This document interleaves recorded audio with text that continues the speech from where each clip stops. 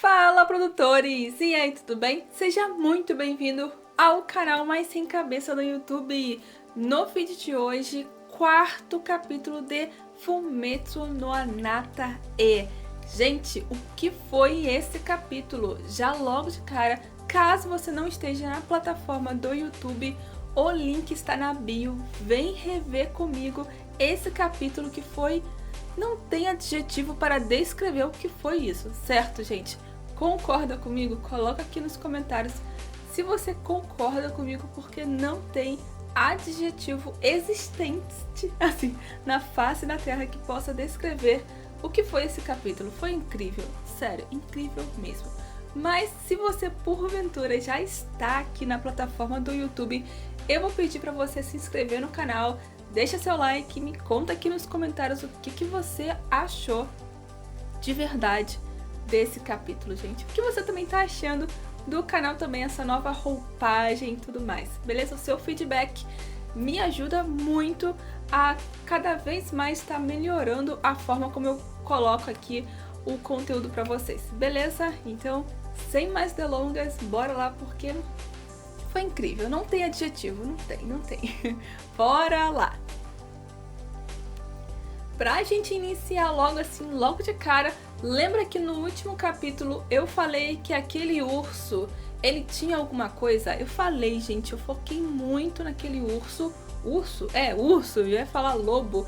Porque eu falei, gente, que urso estranho. Ele é grande, ele tá todo meio que saindo sangue dos olhos, da boca, do ouvido. E ele tem umas estacas assim, toda perfurando o seu corpo.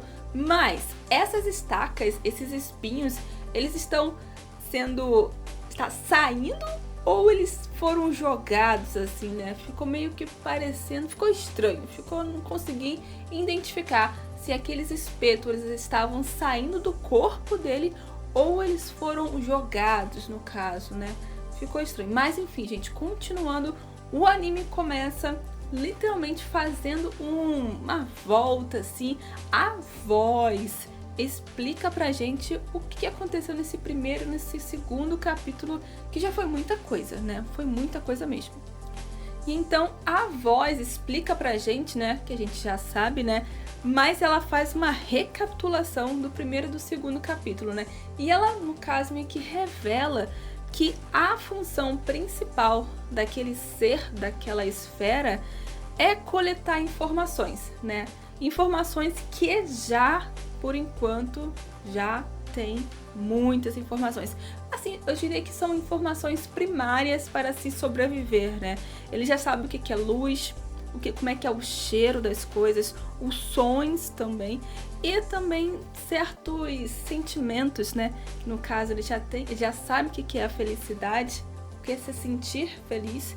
Ele também já sabe o que é tristeza, o que é se sentir triste, né? Enfim, ele já tem essas principais sensações que todo ser humano meio que ao nascer já começa a adquirir já, né?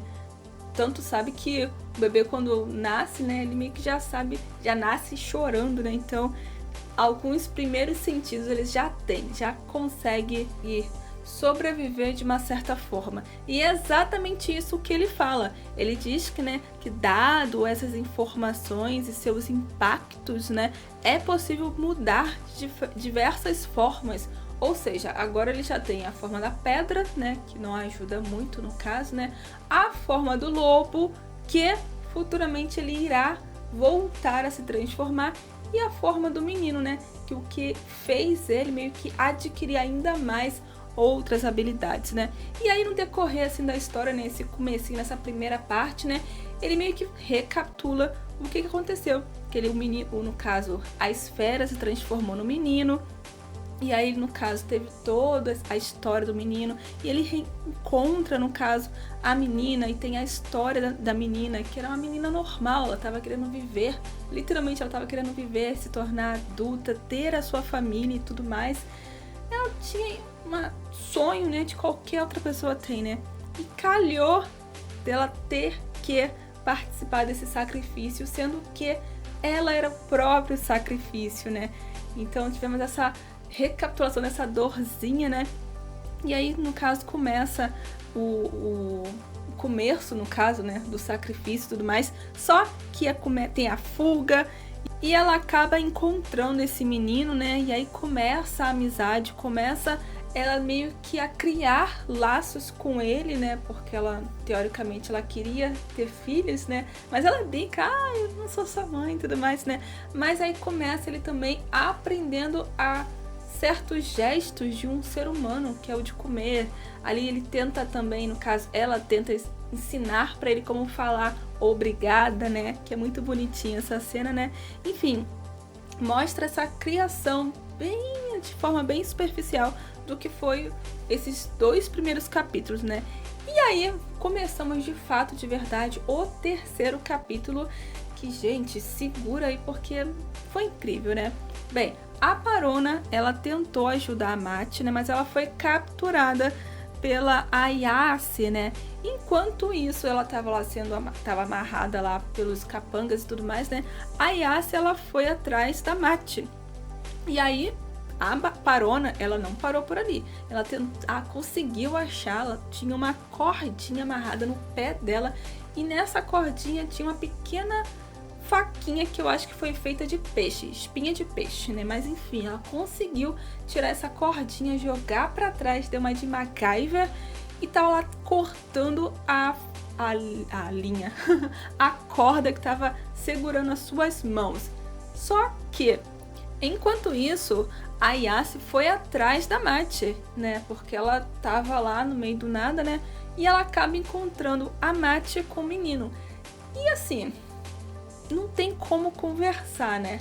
O menino não fala ainda, ele não tem como se movimentar, mal consegue comer uma frutinha de forma correta, né?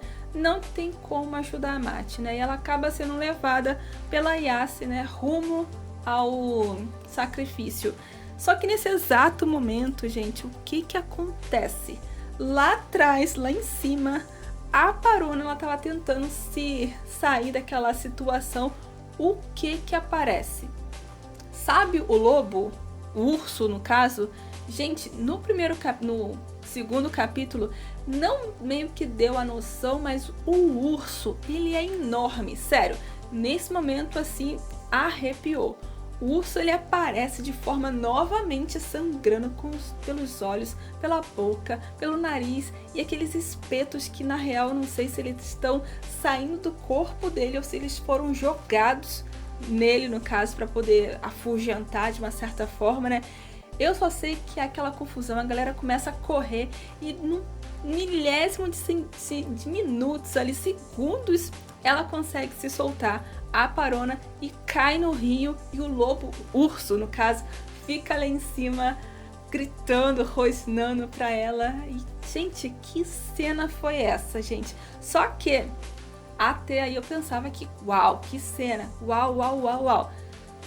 Engraçado, né? Mal eu sabia de que teríamos um pouquinho mais da ação do urso um pouquinho mais pra frente. E aí, um tempinho depois, a Parona, ela acaba encontrando o menino. Só que assim, novamente não há diálogo, ele não consegue falar, ele não consegue se expressar, não tem como perguntar pra ele. A menina, pequenininha, cabelinho comprido, ele não diz nada, ele não entende nada, né? Tipo, ai meu Deus, sério, que aflição. E aí ela, de uma certa forma, ela consegue olhar pra frente, assim, meio que na direção que ele tava seguindo, né? E ela percebe que ele tava meio que seguindo os passos de alguém que foi à frente. Que no caso era de quem? Da Mati. E aí foi tiro e queda.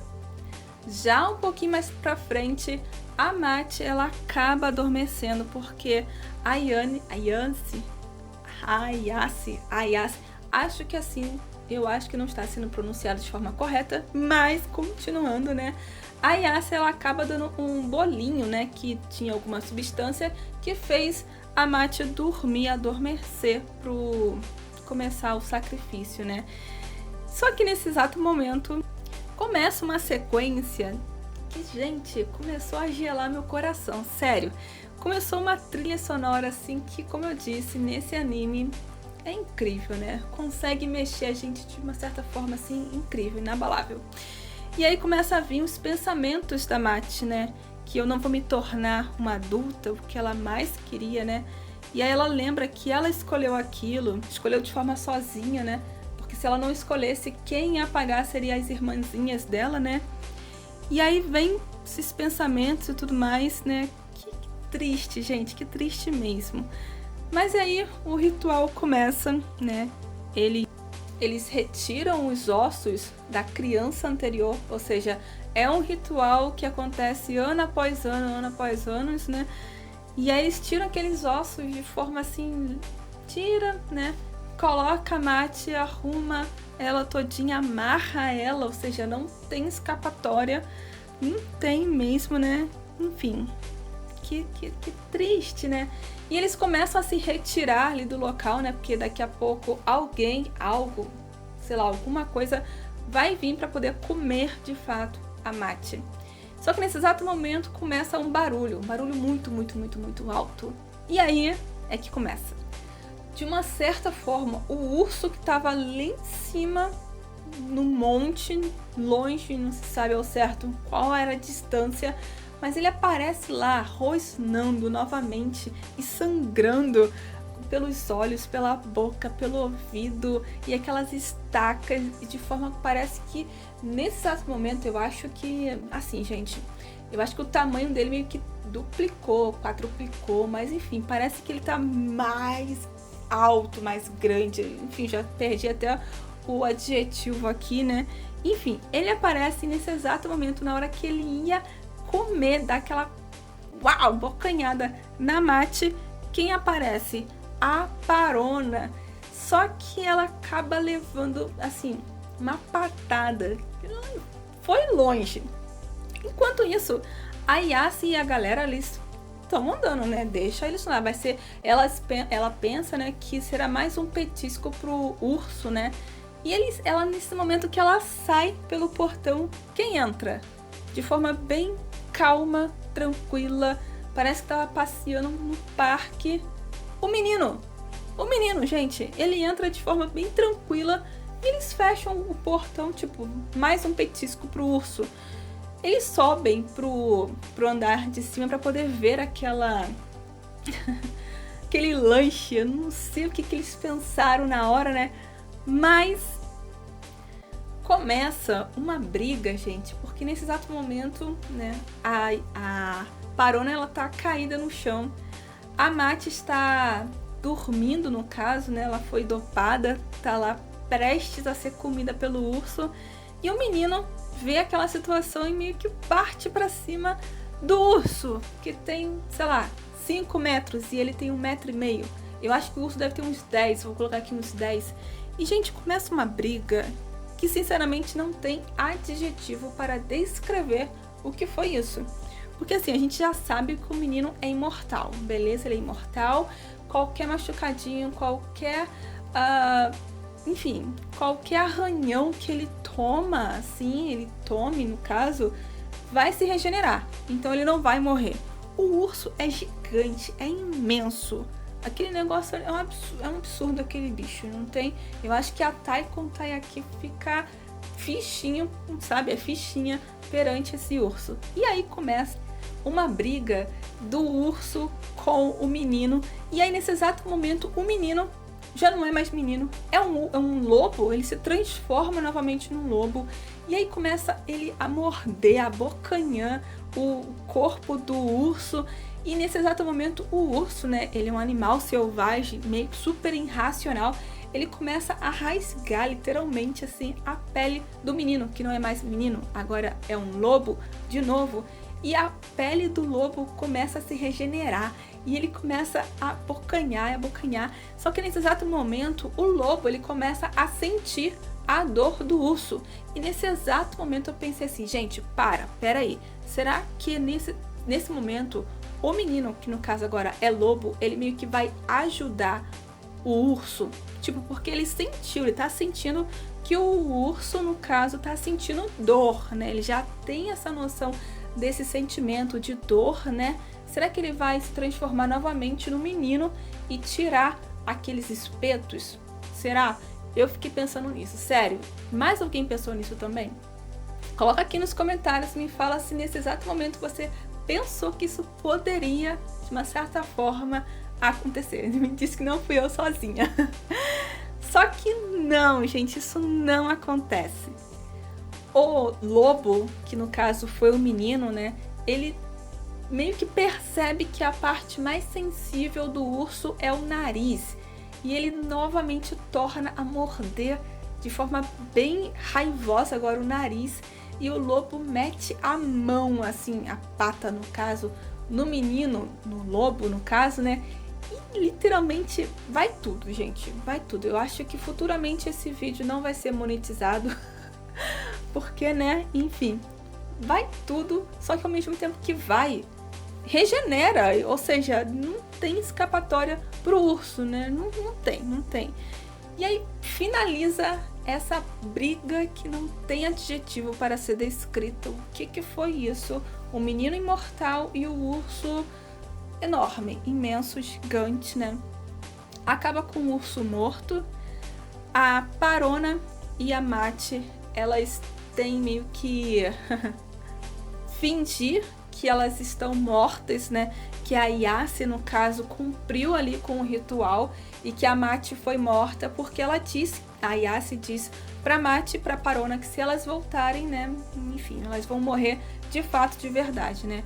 E aí, enfim, finaliza assim porque a Yassi, ela ficou muitíssimo interessada no menino e nos seus poderes divinos, né?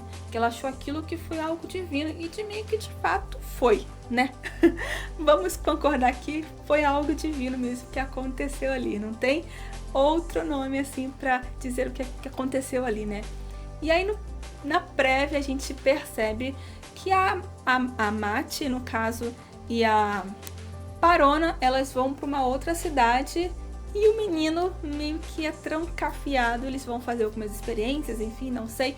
Bem, finaliza aqui, gente. Que capítulo foi esse? Vamos parar por aqui para não ficar tão longo, mas foi incrível. Coloca aqui nos comentários, me fala o que você achou desse capítulo que não tem adjetivo. Me fala aqui um adjetivo que possa descrever o que foi esse episódio de Fumetsu no Anata E, beleza? Se inscreva no canal, deixa seu like. E é isso aí, galera. Bora produzir. Vambora!